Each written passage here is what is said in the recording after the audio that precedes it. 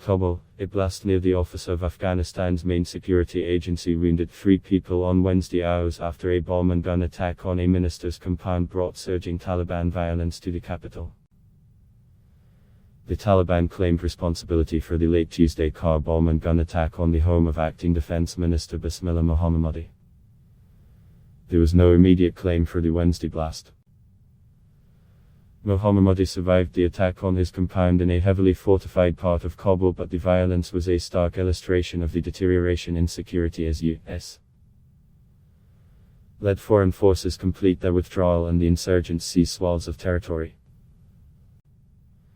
Taliban spokesperson Zabihullah Mujahid said his group targeted the minister's residence as an important meeting was underway there. Government forces battled the attackers for more than 4 hours, and Ministry of Interior said at least 8 civilians were killed and 20 wounded.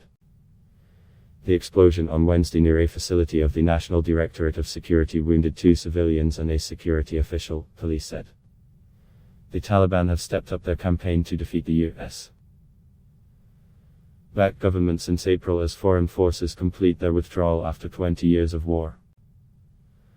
Fighting has been particularly heavy around the city of Herat, near the western border with Iran, and Lashkar Gah and Kandahar in the south. An Afghan military spokesman said an emergency had been declared in Lashkar Gah and government forces were getting reinforcements and US air support. Special forces have been sent to the area. They are in good morale, Armed Forces spokesman General Amal Omar Shinwari told Reuters. The loss of Lashkar Gah would be a huge blow for the government, which has pledged to defend strategic centers after losing many rural districts to the Taliban in recent months. Scores of families have fled from their homes in the small city, capital of Helmand province, as government forces launched a counterattack against the Taliban. The United Nations reported on Tuesday that at least 40 civilians had been killed in Lashkar Gah in the previous 24 hours.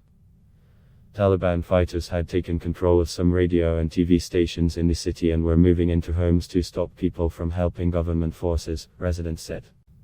Ad block test Y.